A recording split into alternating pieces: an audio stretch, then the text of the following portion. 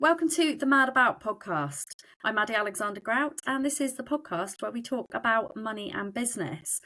You might have noticed that the podcast has changed names. It is no longer called Mad About Money. It is just called Mad About. And the reason for that is because I'm owning my shiz as a business coach, and I just genuinely think that that this podcast needed a bit of a new direction. So every single week, we are going to be bringing you a money story. So we're still continuing to interview interesting people all about their interesting money stories.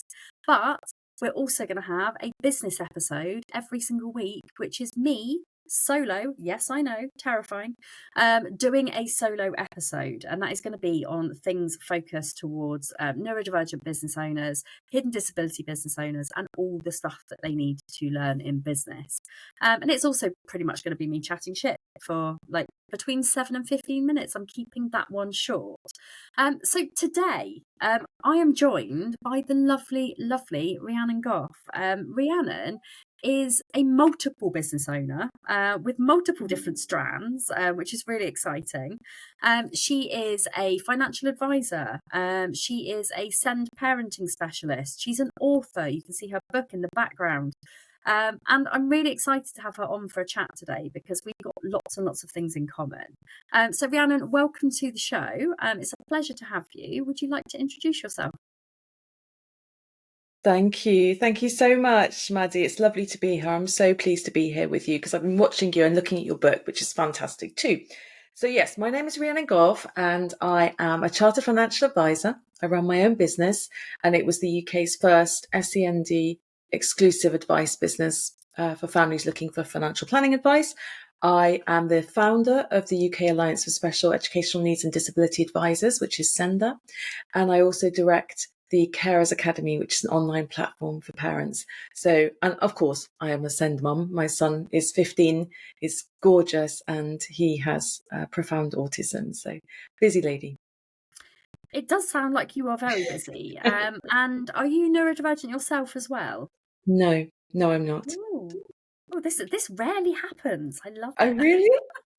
Yeah, no, I mean, because of the fact that there are so many links between neurodivergent children and their parents, Mm, um, it because it's genetic, it kind of comes from somewhere. But sometimes, and very, very rarely, I have this where I'm like, it's skipped a generation, or mm, somehow there is something that's just not come through. So yeah, interesting. mm. So it is lovely to have you on. I know that today we're going to be having some really interesting conversations because, I mean, finances very, very tough for neurodivergent Yeah. parents, for neurodivergents in the first place. I mean, hence why I wrote my book, Mad About Money, Mm, so that I could help people with their journeys. And actually, I think a lot of people don't realise that Mad About Money is not just about money. It's also about life. It's about parenting. It's about navigating life in like situations. And yeah, so yeah, that's my book. I'm going to be asking you more about your book as well because I'm really interested to learn more about that. But first of all, I'm going to ask you the question that I ask every person who comes on this podcast. What is your money story? Ooh. My, well, from a business perspective, I suppose I would answer that.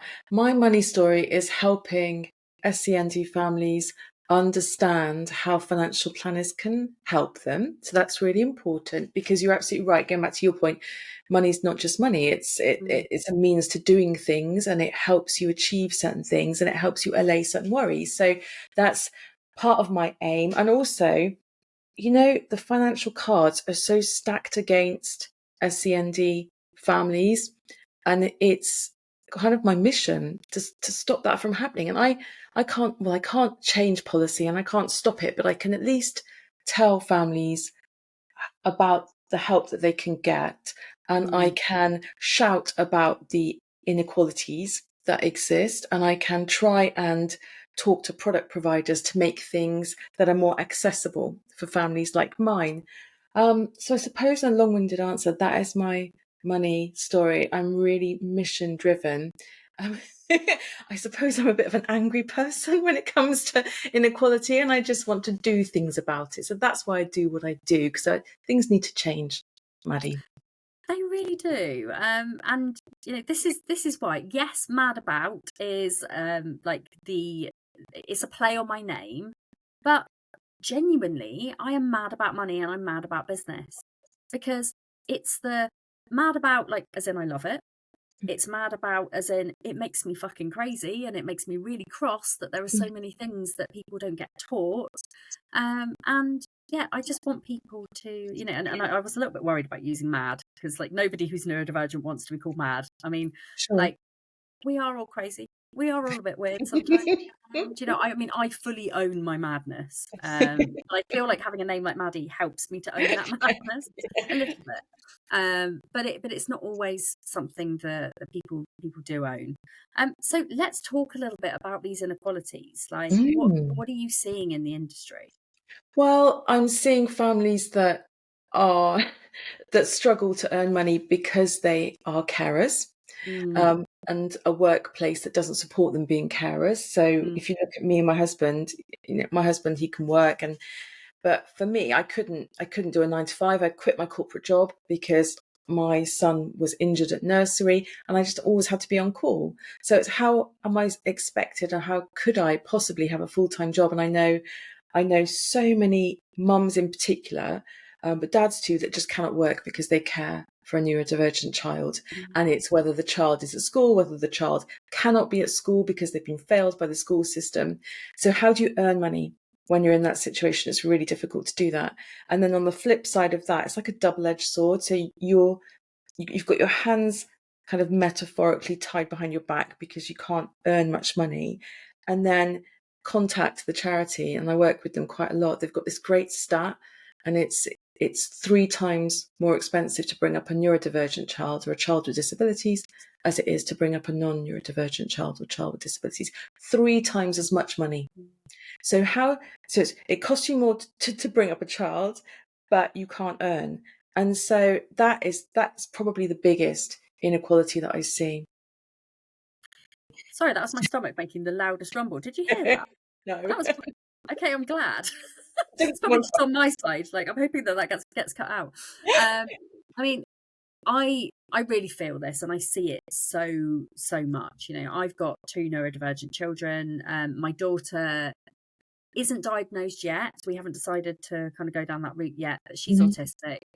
As a neurodiversity specialist, like, I know the signs, like, and also as an autistic person myself, I see that in her. She really struggles with friendships. She is very much more closer to animals than she is to humans. Her communication style is very blunt. She's not particularly emotional, but then in the same breath, she is ridiculously emotional in Mm. certain circumstances. And then my son, he's diagnosed ADHD, suspected autism. I don't know how CAMS, when they put suspected autism, thought that was going to help me. I'm not really sure where to go with that. But it's been an interesting journey for us. Mm. And as a neurodivergent business owner, I know that earning money is really difficult. I started my business because the working world wasn't really fit for me. I wasn't supported. I wasn't somebody who felt like being in the corporate world was for me. And I think now, if I tried to go back to the corporate world, they would be like, "You're not allowed. Like, you are you sweary." Like, I've unmasked to the point where, like, I mean, I have bright rainbow hair. You can see from the videos, like, it's not a place for me. But at the same time, it's like, I am a disabled person. I don't claim PIP. I've tried to claim PIP in the past, not really been that great at doing the forms. I have access to work, but access to work is something which is being drastically changed, and I can see my award not being as much this year, which means that I've got to work harder, I've got to work more hours, which means that I'm not there for my children, and that's really bloody difficult. Mm. And we're juggling, and my children are very much high functioning neurodivergent. They don't need a lot of the specialist care that a lot of other parents need. And I'm very, very lucky that my kids are okay in school, but that's not the case for everybody, is it? No. And no one is talking about this. So I think it's a really important conversation to have. So, like, just talking a little bit about your personal situation. I mean, how has your child's autism affected you? Well, it's affected everything. Yeah. It's impacted every part of our lives. So he was up super duper early this morning. So he can't sleep on his own. He's 15 years old, so he has to sleep with one of us. So he's up in the night. He's up early. He doesn't understand words. So you can't explain to him that he can't get up at 2 o'clock and turn all the lights on and just bang doors and things like that.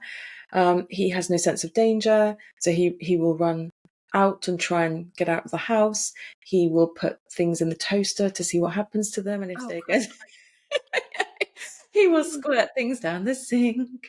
He's a little joy. He's flooded the bathroom. To be fair, he's absolutely ingenious. Honestly, some of the little ruses that he does, like he flooded the bathroom by stuffing his t-shirt into the plug hole. So it's absolutely ingenious and problem solving. He's amazing at it. But yeah, it's a full-time, round the clock supervision type arrangement. Puts everything in his mouth. He licks door handles, Maddie. He licks door handles. I mean, my kids lick windows. Um, so I mean, like, and I think I used to lick things when I like. No, actually, it was more kissing. Like, I had a thing. Like, this was actually my OCD, and I didn't realize it for such a long time that I had patterns where I had to kiss particular things.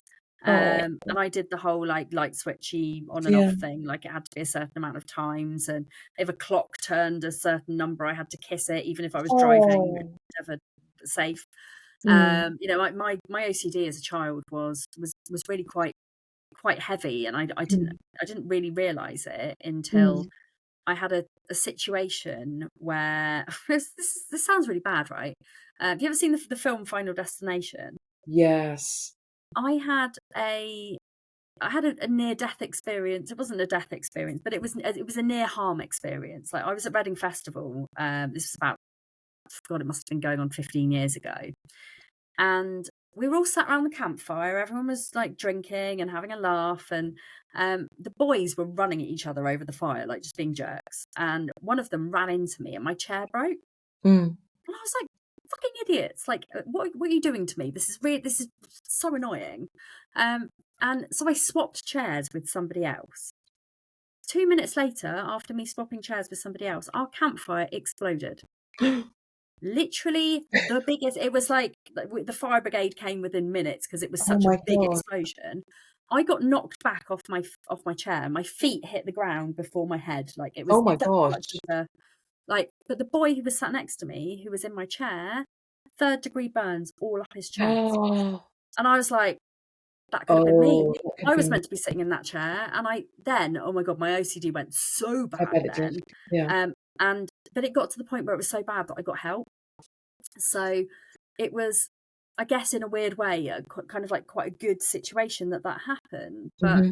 it was really freaky and Really really scary. scary. And oh my God, like after that, it was like, now whenever I'm at a festival and I hear a pop or a bang, it's Uh-huh. usually somebody like treading on a juice box or something. But I'm like, Yeah. it's terrifying.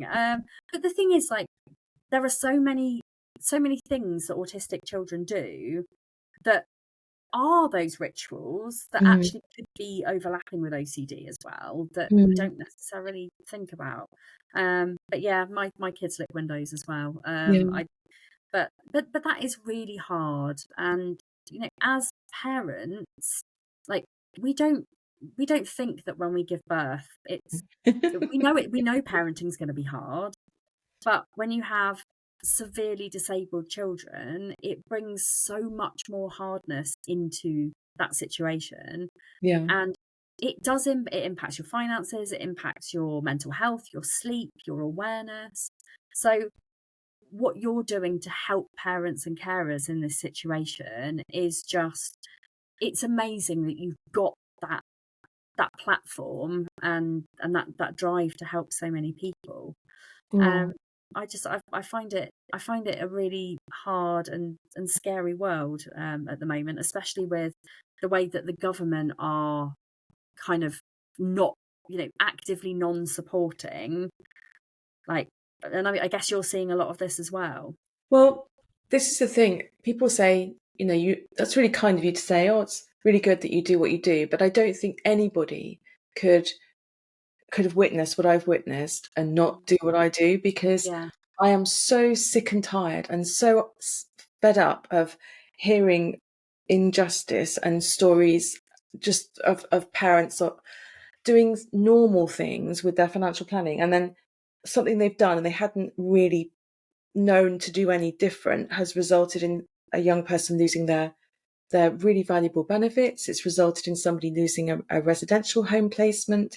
It has resulted in financial catastrophe, but that doesn't happen to the non-neurodivergent community. So there are these little special triggers that happen in financial planning that are just so catastrophic to our community. And that's why I do what I do, to stop that from happening, because so few parents are aware. And you're absolutely right. You have a child like Tristan, the last thing I'm going to be thinking when I have a child like Tristan is, oh my gosh, I've got to sort a new will out, or I've got to do a special kind of savings for him. Yet you get there and you think, okay, so now he's 18, he can't even access his savings because he hasn't got mental capacity, or I can't make decisions for him without a legal framework. Or if my husband died, and he wouldn't even be able to receive an inheritance because he hasn't got mental capacity. All these things you wouldn't even think about. Yet these are the injustices. So as well as sort of all the now inequalities with the financial resilience, or the lack of it for families like ours, you have all of these little pitfalls and financial planning blind spots. And so that's what I'm so sad. And I hear about it almost daily. I will pick up the phone to somebody that's succumb to some kind of planning disaster, whether it's a young person that is vulnerable and has gotten taken advantage of because they couldn't read body language and they didn't know how to protect themselves, or somebody that's just being completely taken advantage of by the local authority and lost residential care that they really should be entitled to.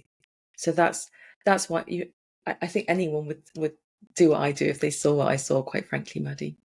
Yeah, it's really sad how this country is moving at the moment, and I'm seeing an awful lot of people getting their benefits taken away because neurodivergent conditions are not real disabilities, and it's like every single neurodivergent person presents in a different way. Yeah. And then this is, I think, another thing as well. It's the hidden disabilities thing. It's like like yes, we might not park in disabled parking spaces, but we have so many different things that impact us on a daily basis. Friendships. I mean, I talk about this as an autistic person a lot, but I'm not very good at friendships. I've got five, or I'm one of five. I've got four really good girlfriends who I have been friends with for like 15 years. I mean, some of them I've been friends with for like 20, 25 years. But they've grown up with me and they've seen like all of the changes that have happened. And also, like, I got to perimenopause and it was like the wheels have come off. Oh. Like, I am now super duper autistic, super duper ADHD. And those things, before I had children, those things didn't really exist for me. Like, because I was just managing my own life. And yes, it was a bit of a fuck up and it was a bit of a journey. And, you can read about that in my book. It was, I didn't do things well. Like, I think I was just a bundle of disorganized chaos, like, for the whole time. But when perimenopause hit and like all of my other hidden disabilities started to come out, it was like the wheels have totally fallen off. And I got back into debt, even though I was like a money specialist, and I got out of the first £40,000 of debt. Me not reading a tiny line on some small print on some legal documents meant that I ended up with nearly 55 grand's worth of debt again. Oh my God. And that almost broke me. And it's these small things, and also, I do a lot of work with banks and with fintechs to make their financial systems and processes more accessible. And I hadn't really thought about it from a financial planning perspective. Because there are lots of different things that, and I am one of those people, hands up, and I know I need to sort it. Maybe you can help me with this, where I I always think, oh, I need a will. Mm. And then I just forget about it because, hey, Mm. ADHD, and I Mm. never get round to it. And I think, like, do you know what? Something could happen, and I need to know that my kids are going to be looked after, and that my mortgage is going to get paid off, and all of Mm. these kind of things. Um, I'm just about to get an inheritance. I'm like, what the fuck do I do with that?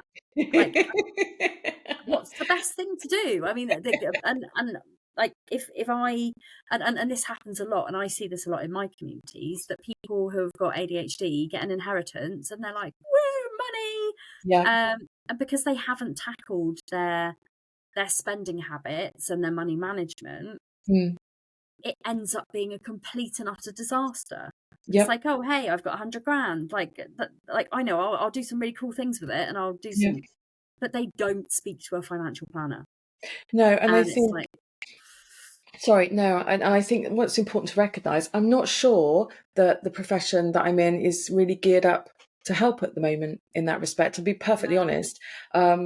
And you're absolutely right. Money makes people more vulnerable in some mm, circumstances. And I've had, I remember queuing up to go to an event. I was at this event a couple of years ago for the Queen's Platinum Jubilee or something like that. And I was in the queue for the food. And there was a lady stood behind me, and she kind of tapped me on the shoulder, and she said, "What do you do? Who are you? What do you do?" I was like, "Oh, I'm a special needs planner, financial planner." And she said, "Oh, I've got this interesting case and that you'll be really fascinated with." And she told me this story, and it's exactly like you said. So she had a client that had approached her. He was in his 30s. He had Asperger's, autism, um, and he found it very difficult to understand when someone was not telling him the truth. mm, So he found it incredibly difficult to understand body language and to interpret when somebody was trying to manipulate him. He found it very hard. His mum had always helped him in that respect, and she died, and she left him everything. So she dies, leaves him absolutely everything. And of course, he's now in receipt of this large, I think it was 7 figures mm, inheritance. And he just became a magnet for predatory. One person in particular befriended him, and the earworms started with the, "Oh, I knew your mum, and your mum wanted me to do this, and she wanted," and the way it started was, "Your mum wanted to pay for my solar panels." Can you believe it? Honestly. Anyway, so he's giving wow, away this money willy-nilly. He gave away the vast majority of that inheritance. He was left with so little, he couldn't afford the solicitor's bill. He gave it all away. And it's just that the fact that he'd been left the money had made him more vulnerable than he already was in the first place. And so yeah, it's stories like that that are just heartbreaking. That's how I help families. I will help them protect and shield money from falling into or making people more vulnerable. But you're so right. It's the actual, sometimes just the act of getting money just makes people do the things that they wouldn't naturally do. yeah. And I think that is really important to notice. And if you have people in your family who are autistic, I'm exactly the same. Like, I am such a trusting person, Mm. and it's the same in business. Like, Mm. I believe the stories that people tell me, and I'm always like, people will be the best people until they're the worst people. And that's, I got in my last business, I had investors who, like, they were my knights in shining armor, like, when I really needed them. I Mm. was financially vulnerable, and they knew I was financially vulnerable. The pandemic was really hard for me, Mm. and they came in and they gave me a load of money for the business, and it was all good. But I just thought they were my knights in shining armor, but they had ulterior motives. Oh no. And it ended up with my business crashing down, and it was a very hard lesson for me to learn. Mm. And it has kind of stopped me from going down that route again, which is good, I guess. I try and Sure. learn my lessons, but as neurodivergents, we often don't learn our lessons.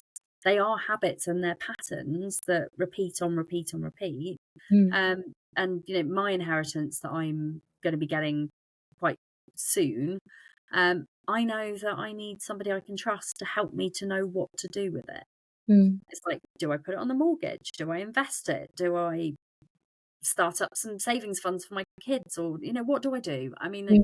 this is the thing. Like, we don't think about the fact that actually, if we're left to our own devices, and I know me, I know that I struggle with spending addiction. I know that if I've got 100 grand sat in my bank account, I'm going to be like, woohoo, let's go to Disney. Let's do this. Let's buy a boat. Let's buy a couple of extra dogs. I don't know. Like, because my brain needs that dopamine and it Yeah. wants to go and, like, buy all the cool stuff that I've never really had the opportunity to buy. Mm. But realistically, I know that actually, if I left myself to my own devices, that would be exactly what I would do. And I would end up with Mm. none of it. I would waste it. I would fritter it. And actually, that's something that I need to do. I'm going to close my Mm. window because my husband's outside the bloody window talking. Not good when you're recording a podcast. Shut up, Jane. But it is something that we do need to be more aware of Mm. for future. And Mm. having somebody that you can talk to about this is really important. Mm. So, like, I would love to know kind of like how it looks when people work with you, so that they can understand, like, how the process works. Because, as an autistic person, I think even just calling somebody or picking up the phone or having a meeting with somebody about your finances, fucking terrifying. Yeah. So, Exactly. Well, this is the whole thing. So it's whatever the person or the client wants, really. And so just to backtrack a little bit, I'll do all kinds of things out in the community anyway. So people kind of know me already. So I've been presenting for the National Network of Parent Care Reforms for about 10 years.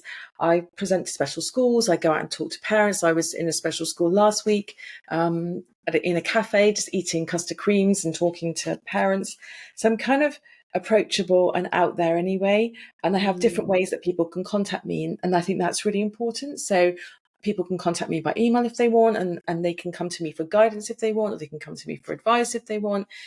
I'm completely approachable and open. I think that's really, really important. So I don't ever say, right, this is the way we're going to be working together. You will come here at this time, and then I would leave it open. I mean, I have some clients that like to actually come around to my house. I have some clients that would rather talk to me on the telephone, and I have some that they would rather me go and see their environment or meet them somewhere.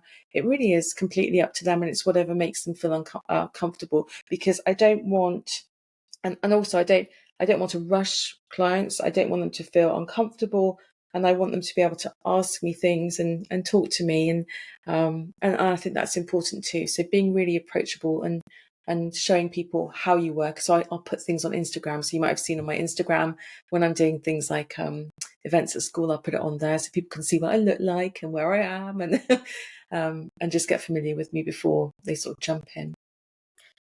And that level of accessibility is super important. And, like, I mean, I do this with my business coaching as well. It's like, how do you want to work with me?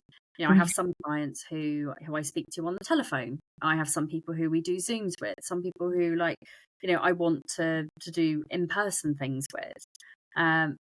I personally hate email, like, with a passion. Like, my emails are like, it's like hell.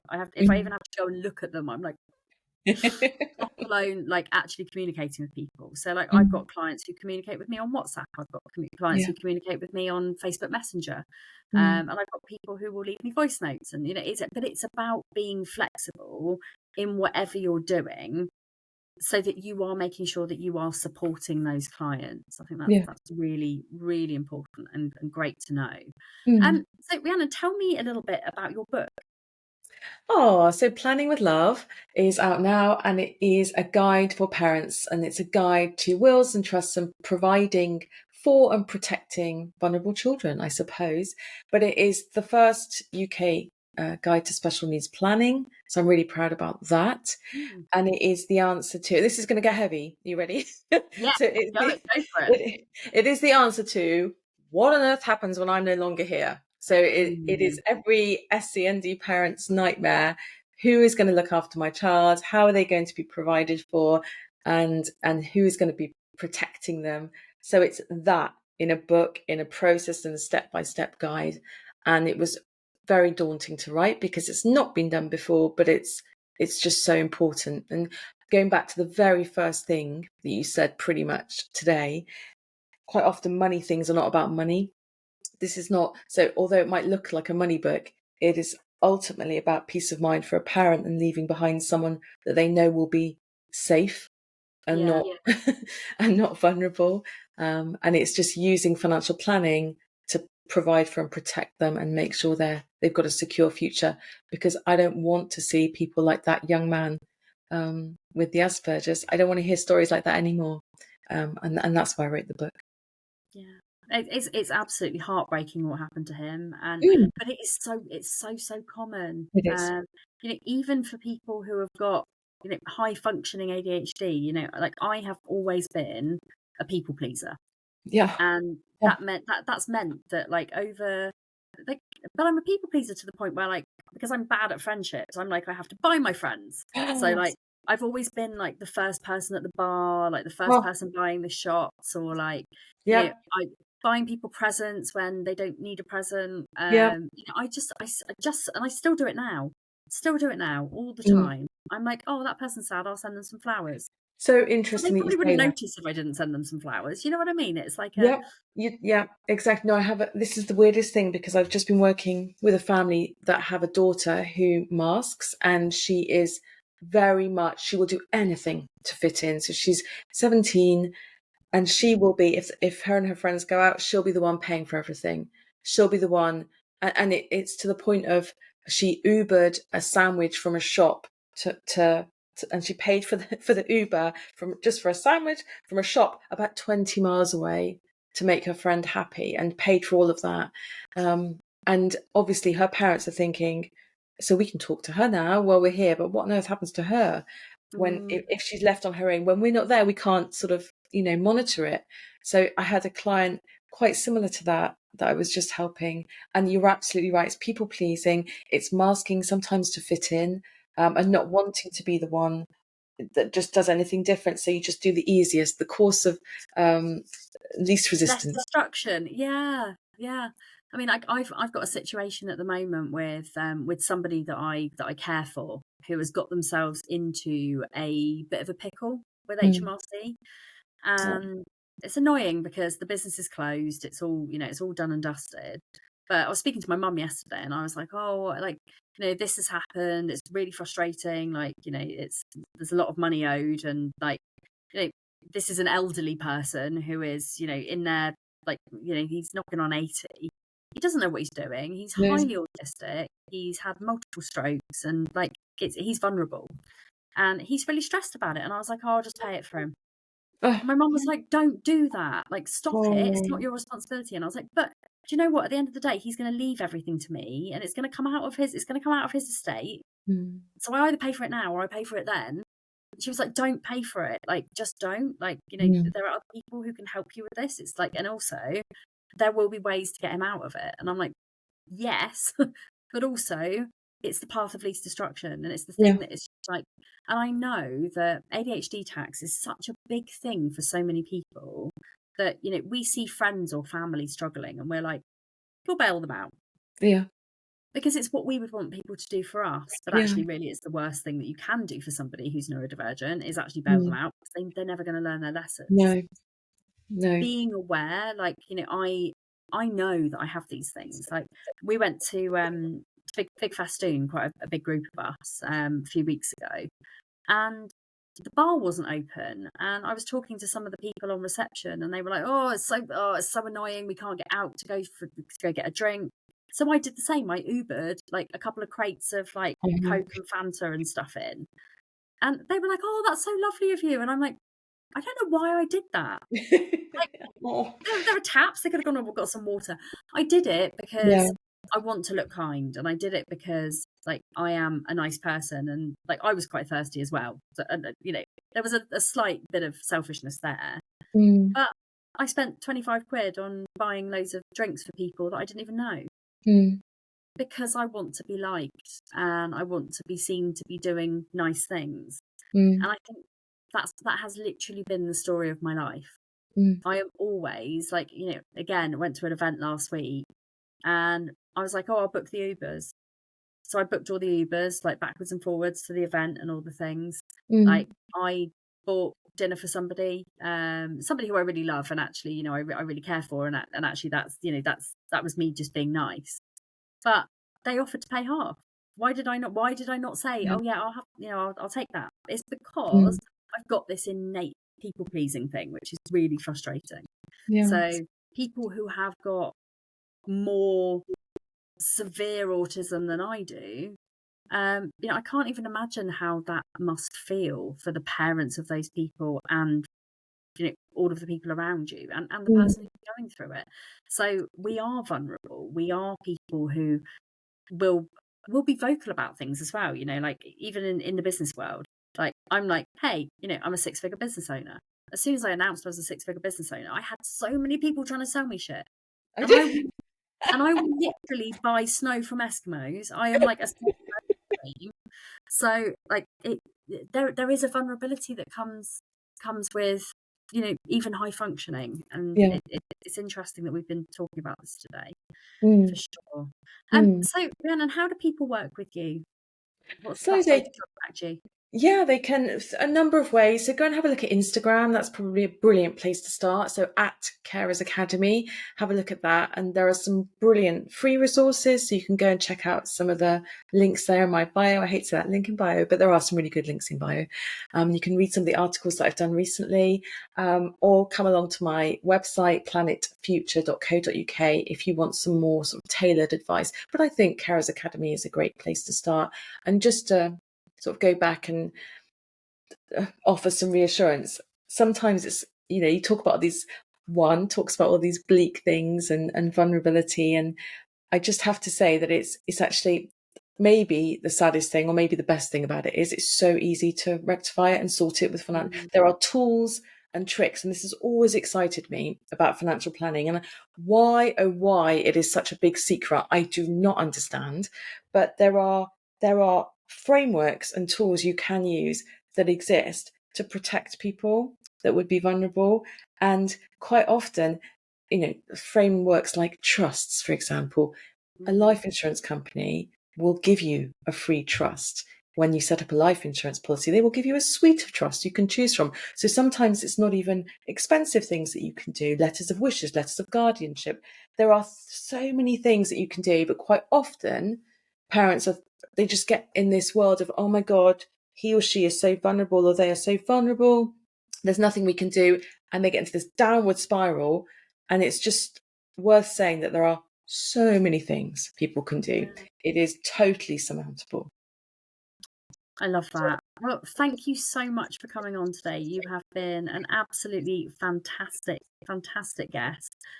Everybody, go and read Rhiannon's book. Like, it's a really, really interesting book. Make sure you get that. Go and follow her on Instagram. If you have enjoyed this episode today, I know it's been a bit of a heavy one, but please make sure that you subscribe, tell your friends, and do keep an eye out for our business episode later on this week. I'm Maddie Alexander-Grout. You can find me on Instagram, Maddie Talks Money. We are on YouTube, Mad About Money Official, same on TikTok, and of course, like wherever, like I'm just around on Facebook. You can find me. So yeah, lovely to see you all. Thank you all, and we'll see you next time.